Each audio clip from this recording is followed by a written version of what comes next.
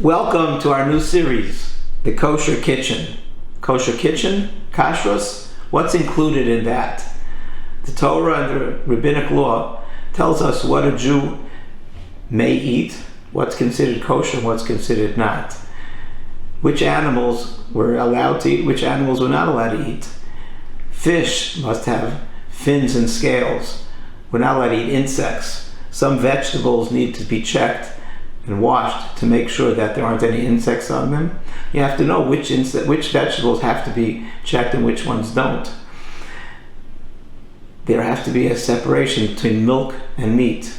Go into any kosher kitchen, and there's a section of the kitchen that's maybe labeled, or the kitchen staff knows that there's milchik on one side, and for purpose of definition, milchik is milky, is chalavi. Fleshik is bisari, is meaty. So we have a side that's chalavi, where you have pots and pans and knives and cutlery and dishes, everything, cutting boards that you need to prepare a milchik meal, a bisari meal. And similar on another side of the kitchen, or in another cabinet, everything that you would need to run a kitchen to make something that's fleshik. In order to best learn the laws of kashrus, you should really observe a kosher kitchen in action. In this series, we're going to show a live kosher kitchen functioning in the way that it should. Food will be prepared, recipes will be shared, all while pointing out what has to be done to make sure the food that you serve is kosher.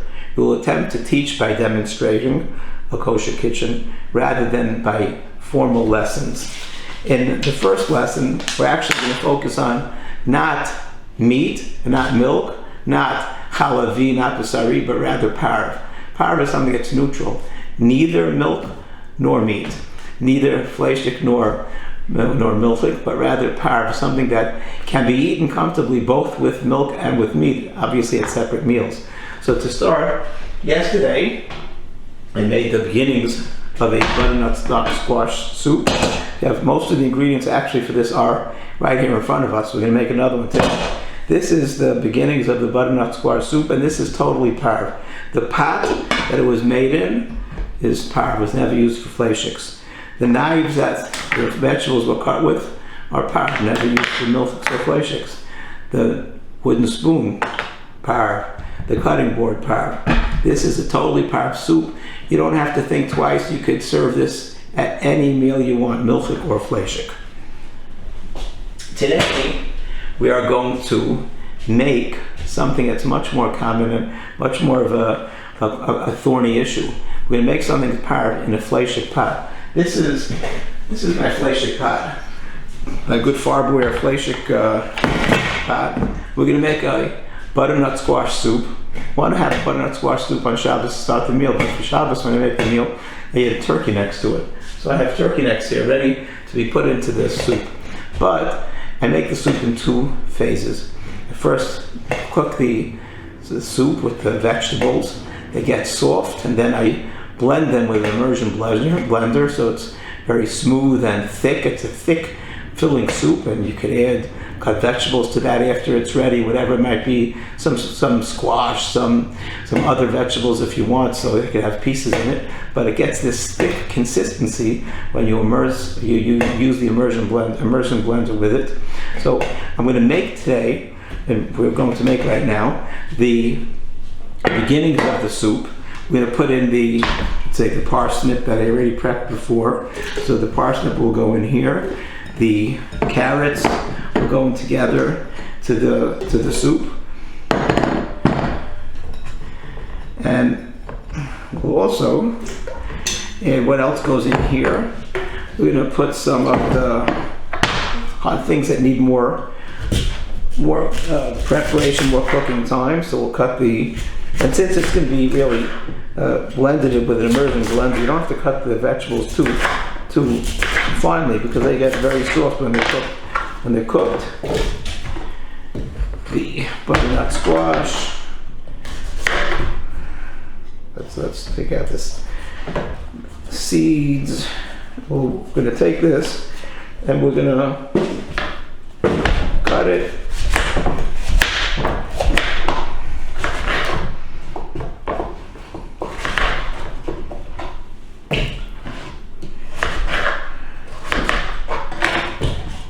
And we're going to see what we're going to have is really only parve ingredients in a fleishik pot.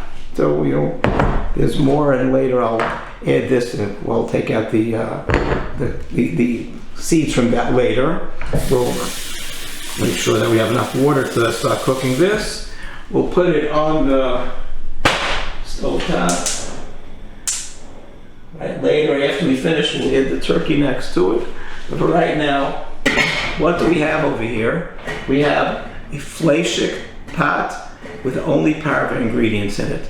So again, this really I'm planning to serve with a fleishik meal, so not too much of a question. But you have this similar question. You're cooking spaghetti. Spaghetti sometimes could be served together with meatballs. Could be served together. You might want to melt cheese on it.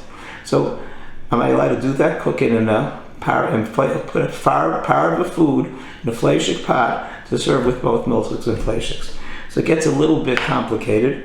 That's why you should really try to have enough parve pots so you don't have to think through these things. You don't have to be on the phone with your rabbi asking him, I made a mistake with a fleishik pot and I put cheese on the noodles. Try to have a parve pot. But let's say this is what the halach is. We have two terms we have to clarify. Ben yomo, ain't a ben yomo. We have an actively fleishik pot. Let's first talk about ben yomo. Ben yomo means a yom is a day. Ben yomo means that this pot was used for fleishiks, or it was washed with hot water from a previous use of fleishiks within the past 24 hours. So within the past 24 hours, there were hot fleishiks in there. This is actively fleishik. It has the ability to infuse a fleishik taste into the foods that's cooked in it. So no one would allow you to cook spaghetti in there if your intention is to use this to melt cheese on it.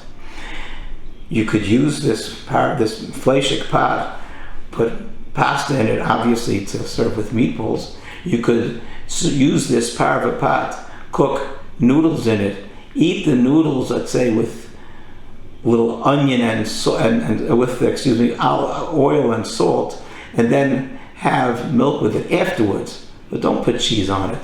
That definitely you shouldn't do it with that intention.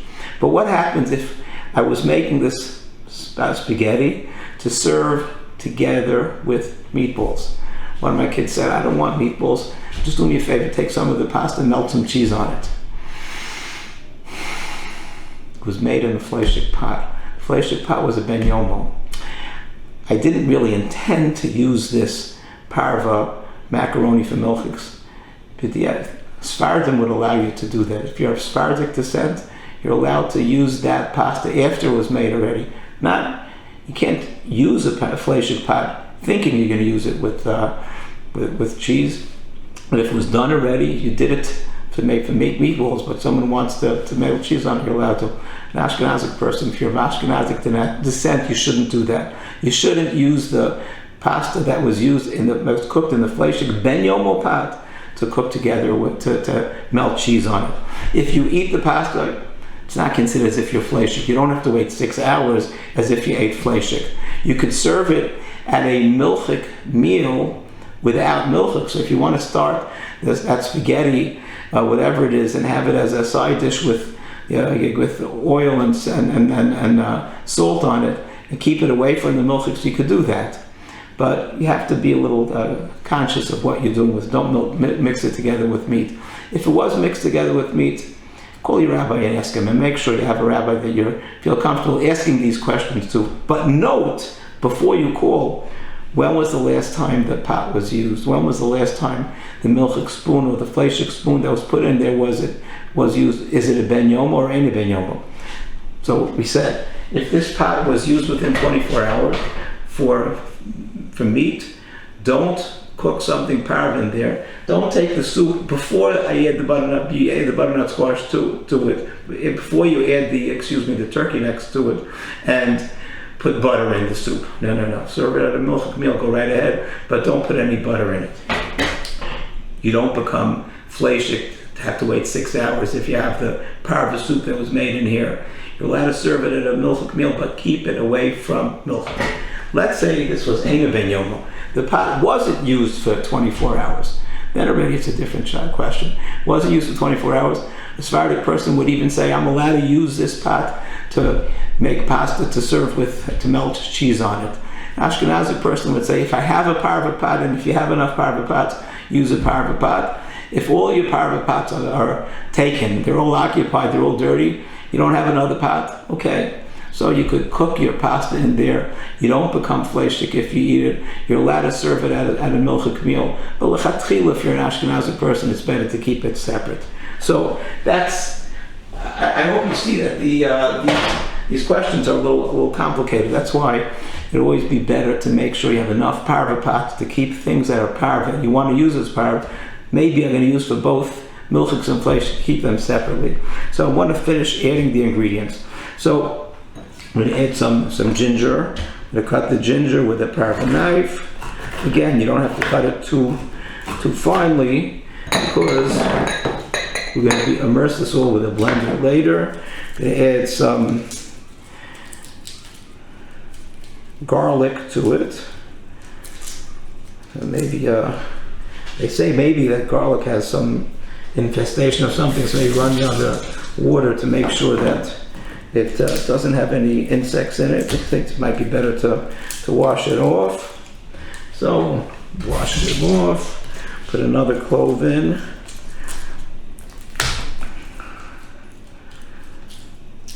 Clove, okay. It's always hard to do it when you're on camera, but we'll try to get it. Okay, we'll wash it off. We'll cut it. Okay, we're going to add the ginger and the garlic to the pot.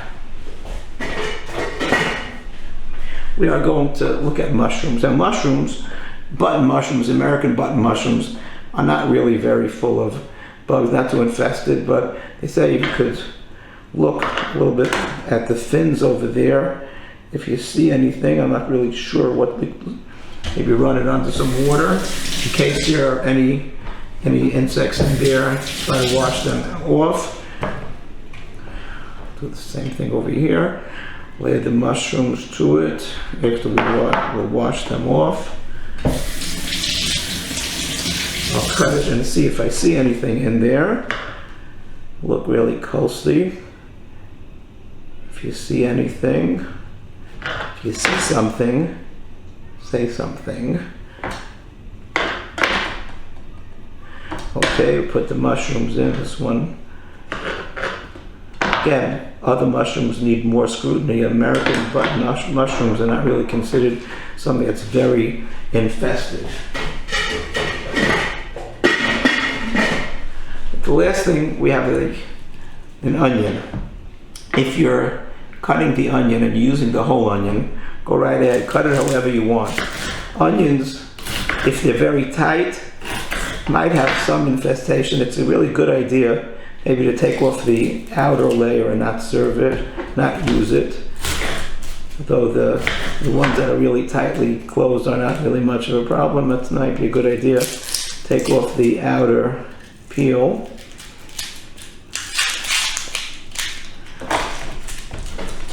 Throw the garbage in the garbage. Run it under water. Cut it. Put it into the soup. Eventually, this is going to be a yummy soup. Right now, it's just starting to cook. Now, let's say you don't want to use the whole onion. You're using some of the onion. So, the halacha tells us that to use an onion that was cut and left overnight might be considered a health hazard, unless you will say I want to use half the onion. So, there are a few possibilities. If I cut it like this, and the root side, I don't cut the root. So this part I could use overnight if I want. Even if I cut this side, if I leave some of the shell, some of the peel on it, that also is not considered dangerous. It's considered okay. Let's say I cut all of the peel off. I cut all of the peel off. We'll take off one layer after we wash it. take one layer off.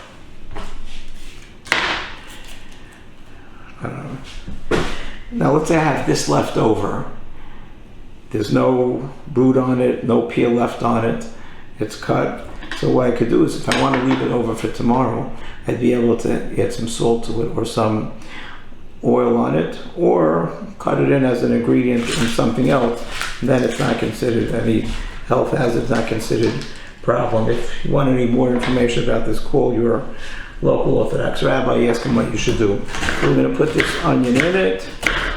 Okay, so now we have this is the fleshik soup that is first in its first stages of cooking.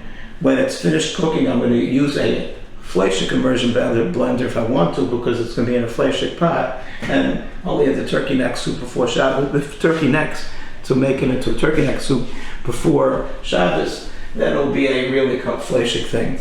I want to finish off the Pareve soup. So I want to first take an immersion blender. Notice it's Pareve. I want to keep everything about this Pareve. So I'm going to put it in here, blend it.